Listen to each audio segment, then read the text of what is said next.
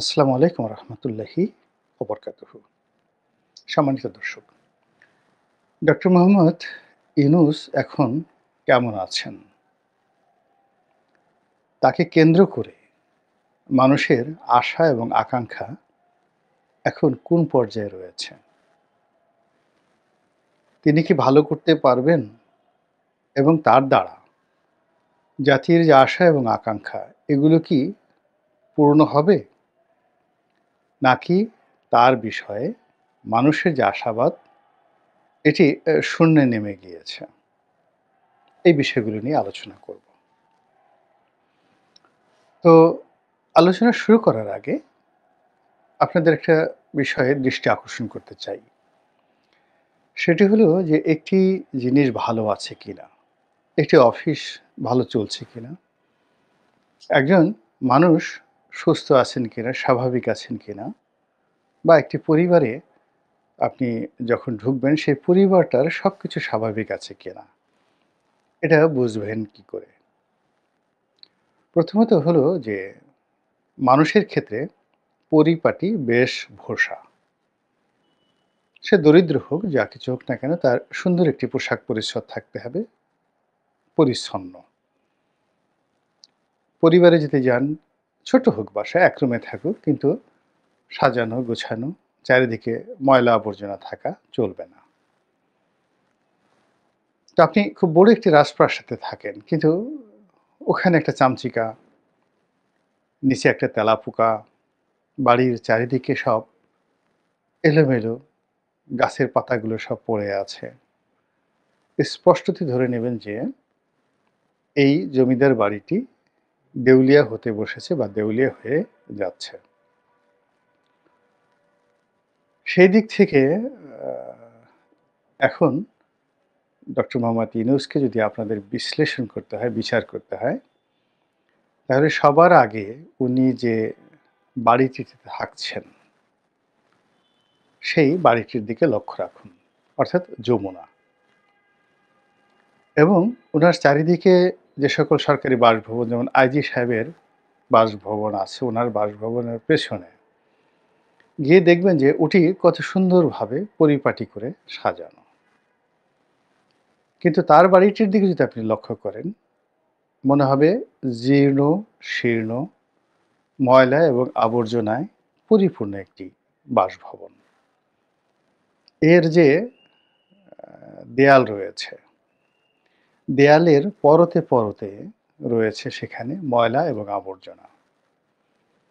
তার বাড়ির সিকিউরিটির জন্য যারা নিয়োজিত রয়েছেন, ঢিলে ঢালা অস্ত্র হাতে দাঁড়িয়ে আছেন।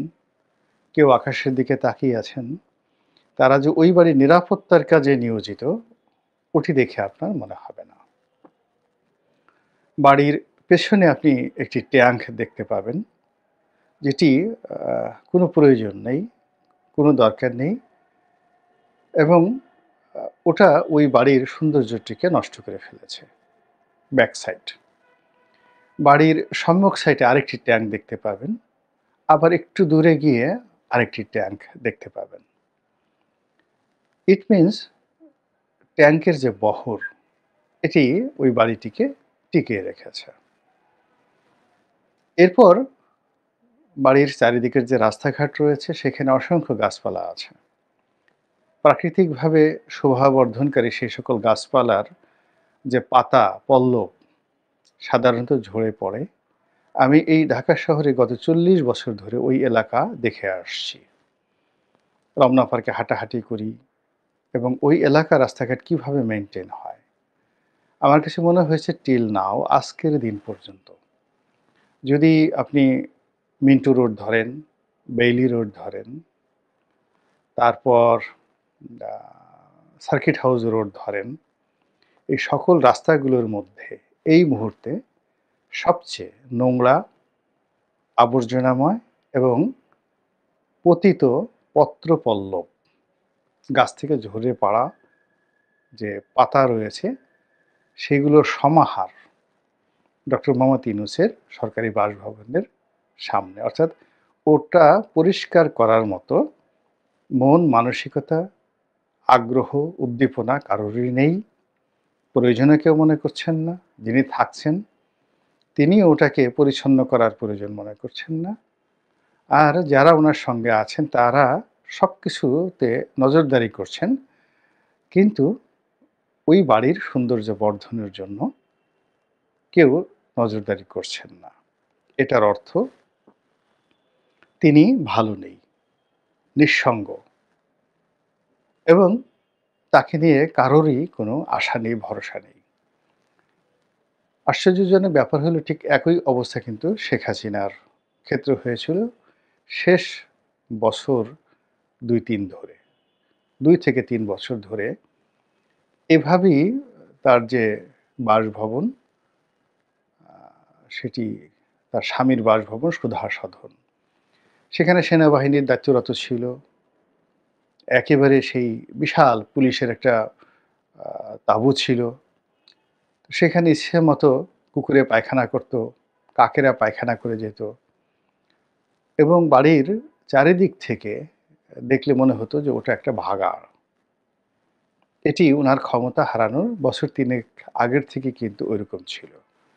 অথচ এই বাড়িটি যদি ফুলে ফলে শোভিত থাকত এবং প্রতিদিন যদি ওটিকে ৫ বার করে ঝাড়ু দেওয়া হতো, সামনের পিসের রাস্তা ধরে নেওয়া হতো যে শেখ হাসিনা সম্পর্কে মানুষের অ্যাটেনশন আছে এবং আমি বলেছিলাম আজকে যেমন ডক্টর মোহাম্মদ ইউনূসকে নিয়ে বলছি, ওই শেখ হাসিনার বাড়ির সম্পর্কেও আমি বলেছিলাম। কিন্তু কেউ এই বিষয়ে মনোযোগী হননি। তারপর তার যে পৈতৃক বাসভবন ৩২ নম্বর সেটিও যে ধ্বংস হবে তার প্রমাণ হলো যে ওই বাড়ির সামনে এবং পেছনে ব্যারিকেড দিয়ে ৩২ নম্বর রাস্তার এ মাথায় একটা ব্যারিকেড, ওই মাথায় একটা ব্যারিকেড দিয়ে পুরো বাড়িটিকে বলতে গেলে একটা দুর্গে পরিণত করা হয়েছিল। মানুষের জন্য ওটা অবারিত ছিল না। ফলে দেখুন ৩২ নম্বরের এখন কি অবস্থা হয়েছে। এরপর আপনি যদি গণভবনের কথা চিন্তা করেন, গণভবনের আ সামনের যে অংশটি, ও অংশটি ছিল ঢাকা শহরের মধ্যে সবচেয়ে দৃষ্টিকটু একটি অঞ্চল, একটি এলাকা। পুলিশের বেশ কয়েকটি কাঁটাতারের বেড়া, ব্যারিকেড, ভেতরে যারা দাঁড়িয়ে থাকেন, বাইরে যারা দাঁড়িয়ে থাকেন।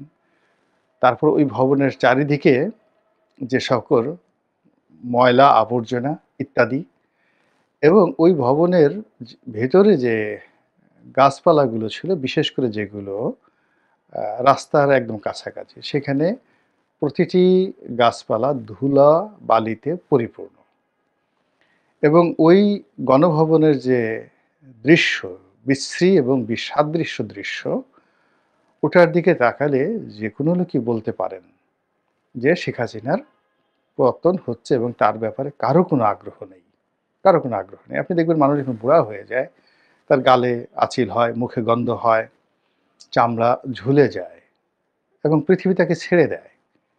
তদ্রূপ আপনি যেকোনো একটা ভবন, যেকোনো একটা মানুষের পোশাক পরিচ্ছদ সবকিছু দেখেই বুঝতে পারেন যে তার অবস্থাটা কী। তো শেখ হাসিনার এই বিষয়টা হয়েছিল। একই অবস্থা আমি এখন যমুনাকে কেন্দ্র করে দেখতে পাচ্ছি। এমনকি ডক্টর মোহাম্মদ ইউনূস এই ভবনে ঢোকার আগে যমুনার যে সৌন্দর্য ছিল, তার পাশে রাষ্ট্রীয় অতিথি ভবন পদ্মার যে সৌন্দর্য ছিল কিংবা আরও সামনে আপনি যদি এগোন সেখানে মন্ত্রীপাড়া ছিল। তারপরে প্রধান বিচারপতির বাসভবন ছিল। এই বাসভবনগুলোর যে সৌন্দর্য ছিল সবকিছু ফিকে হয়ে গেছে। এখন সেই সৌন্দর্য নেই। ইট মিনস এখানে যারা দায়িত্বরত রয়েছেন তারা কেউ আ এই ভবনগুলোর ভবিষ্যৎ, এই ভবনগুলোর মান মর্যাদা এবং এগুলোর আভিজাত্য নিয়ে ন্যূনতম তাদের কোনো বোধ নেই। ফলে পাবলিক আশা ছেড়ে দিয়েছে। ১। ২ নম্বর হলো যে ডক্টর মোহাম্মদ ইউনূস সাহেব যখন ক্ষমতায় এসেছিলেন, তখন সবাই তার কাছে চাইতেন। আ দূরে বসে চাইতেন, কাছে গিয়ে চাইতেন, সবাই তার কাছাকাছি যেতে চাইতেন।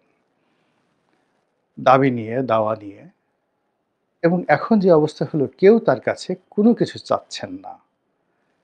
কেউ তার কাছে কোনো কিছু ভিড় করছেন না। কোনো দর্শনার্থী নেই, কোনো শুভার্থী নেই, কোনো বন্ধু নেই, কোনো বান্ধব নেই। তিনি একা। কেউ তার সঙ্গে দেখা করার প্রয়োজন বোধ করছেন না। তিনি যদি কাউকে টেলিফোনও করেন, তিনি খুব আগ্রহ নিয়ে তার সঙ্গে দেখা করতে যাবেন যমুনাতে।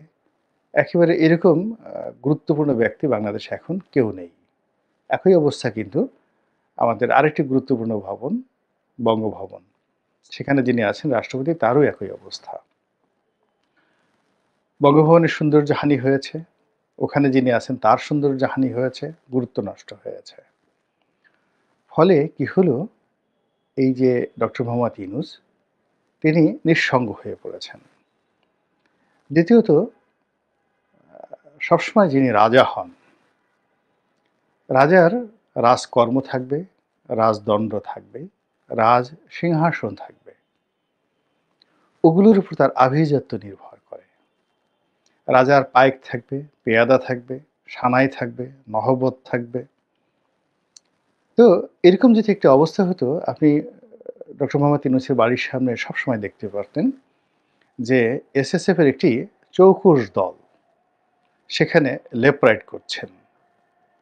সেখানে দাঁড়িয়ে আছেন। পরিপাটি পোশাক এবং পরিচ্ছদ। কিন্তু সেটি এখন নেই। দ্বিতীয়ত, উনার উজির থাকবেন, নাজির থাকবেন। অর্থাৎ এদেশের অভিজাত তন্ত্র যাদেরকে বোঝানো হয়, ব্যবসায়ী, আমলা, বুদ্ধিজীবী, তারা উনার সঙ্গে যাবেন, সঙ্গ কামনা করবেন। তাদের সঙ্গে উনার খাওয়া-দাওয়া হবে, উৎসাহ হবে, পিঠা হবে, পায়েস হবে, ফুলি হবে। অর্থাৎ ওটি হবে একটি আনন্দ আশ্রম। তো যমুনাকে কেন্দ্র করে সব হচ্ছে। কিন্তু এখনো পর্যন্ত সেখানে কোনো আনন্দের কোনো লক্ষণ নেই। যেখানে আনন্দ নেই সেখানে প্রাণ থাকে না। যেখানে প্রাণ নেই সেখানে কবরস্থানের মতো পরিণতি ডেকে নিয়ে আসে। পৃথিবীর সবগুলো রাজপ্রাসাদ, সেটা আগের হোক কিংবা এখনের হোক, আপনি এটিকে প্রধানমন্ত্রীর কার্যালয় বলুন, এটিকে হোয়াইট হাউস বলুন, এটিকে এলিসি প্রাসাদ বলুন, বাকিংহাম প্যালেস বলুন, গণভবন বলুন বা আরো যে নামই ডাকুন না কেন, সেখানে আপনি দেখবেন গান আছে, বাদ্য আছে, পাখির কলকাকলি আছে, মানুষের মুখরিত পদধ্বনি রয়েছে। এমনকি যারা কলম্বোয় থাকেন, আমাদের চেয়ে এখন অনেক দরিদ্র দেশ, সেখানে গিয়ে দেখুন যে সেখানকার প্রেসিডেন্টের যে বাসভবন এবং বাসভবনের যে সিংহ দরজা, দেখলে আপনার হৃদয় ভরে যাবে। আপনি পাকিস্তানকে যতই বলেন না কেন, পাকিস্তান সুপ্রিম কোর্টের দিকে একটু তাকান। পাকিস্তানের প্রধানমন্ত্রীর বাসভবন, তার অফিসটি এবং তার ড্রয়িং রুমটি, তার অফিসের ফার্নিচারগুলোর দিকে তাকান। মনেই হবে যে এটা একটা রাজপ্রাসাদ। ভারতের দিকে তাকান, ওটা আরো আভিজাত্যপূর্ণ, আরো আভিজাত্যপূর্ণ। এবং ওখানে নরেন্দ্র মোদী মানে এমন একটা পরিবেশ তৈরি করে রেখেছে, সেখানে আপনি একেবারে প্রান্তিক লেভেল থেকে এখন যিনি রয়েছেন রাষ্ট্রপতি, আ যাকে বলা হয় অবহেলিত শ্রেণী থেকে আনা। তো তাকেও সেখানে বসার পরে মনে হয় যে তিনি রাষ্ট্রপতি। আর একটা মন্দ পরিবেশে যদি আপনি পৃথিবীর সবচেয়ে শক্তিশালী একজন রাষ্ট্রপতিকে আব্রাহাম লিঙ্কনকেও বসান, মনে হবে তিনি একজন ফকির বসে আছেন। তো এজন্য রাজদরবারের পরিবেশটা একটা বিশাল বিষয়।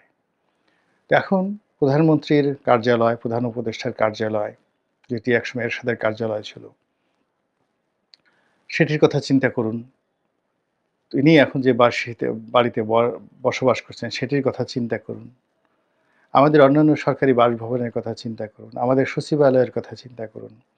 সব জায়গাতেই শুধু হাহাকার, কেবলই হাহাকার। আর সেই হাহাকারের অর্থই হলো ডক্টর মোহাম্মদ ইউনূস একা হয়ে গেছেন।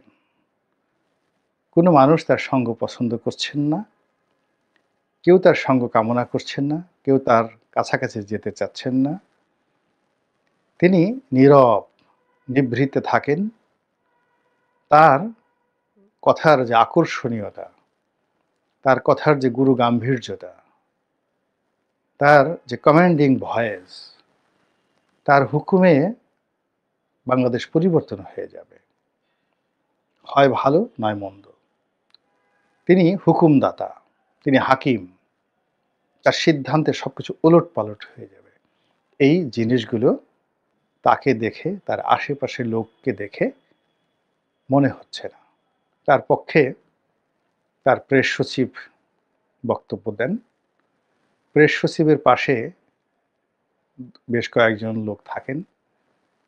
এদেরকে দেখলে মনে হবে যেন বহুদিন তারা অনাহারে আছেন। অনেকদিন তারা অভুক্ত অবস্থায় আছেন এবং তাদেরকে এই সংবাদ সম্মেলনে আনার আগে পাটা দিয়ে, পুতো দিয়ে তাদেরকে একটু যাকে বলা হয় বাটা হয়েছে। ফলে পাটা এবং পুতার চাপের মধ্যে থেকে বের হলে একটা মানুষের মধ্যে যেরকম অবস্থা থাকে, ডক্টর মোহাম্মদ ইউনূসের যারা মুখপাত্র তারা যখন জাতির সামনে কথা বলতে আসেন, তাদের মধ্যে ঠিক ঐরকম একটা হতাশা, গ্লানি, ভয়, আতঙ্ক, ক্রোধ এই জিনিসগুলো থাকে। জাতিকে দিক নির্দেশনা দেওয়ার জন্য, আশা দেওয়ার জন্য এরকম কোনো অবস্থা উনার যারা মুখপাত্র তাদের মধ্যে দেখা যাচ্ছে না। উনার সঙ্গে যারা উনার উপদেষ্টা রয়েছেন, সেই উপদেষ্টাদের মধ্যে যে ধরনের একটা বন্ধুত্ব থাকবে, অ্যাডাপশন থাকবে, সেটি একেবারে অনুপস্থিত। এবং এখানে কিছু, কিছু উপদেষ্টা ভীষণ রকম মোটা হয়ে গেছেন, কিছু, কিছু উপদেষ্টা ভীষণ রকম চিকন হয়ে গেছেন। কিছু, কিছু উপদেষ্টার চোখের দিকে তাকালে মনে হয় একেবারে চোখ ছলছল করছে কান্নায়। কিছু, কিছু উপদেষ্টার চোখ দেখলে মনে হয় যে সেখানে একরাশ হতাশা। মনে হয় যেন পূর্ণিমার চাঁদ যেন ঝলসানো রুটি। এরকম একটি অবস্থা। এই অবস্থা দিয়ে সংস্কার হয় না। এই অবস্থা দিয়ে রাজ্য পরিচালনা হয় না। এই অবস্থা দিয়ে দেশকে একটি নতুন স্বাধীনতার স্বাদ আস্বাদন করানো যায় না। যারা আছেন তারা যদি দেখেন এবং একটু পরিষ্কার পরিচ্ছন্ন থাকেন এবং জাতিকে আশ্বস্ত করা যায় এমন কিছু অঙ্গভঙ্গি করেন, তাহলে কিছুটা হলেও আমরা স্বস্তিতে থাকি। আল্লাহ আমাদের সবাইকে হেদায়েত দান করুন এবং হেফাজত করুন। আসসালামু আলাইকুম ওয়া রাহমাতুল্লাহি ওয়া বারাকাতুহু।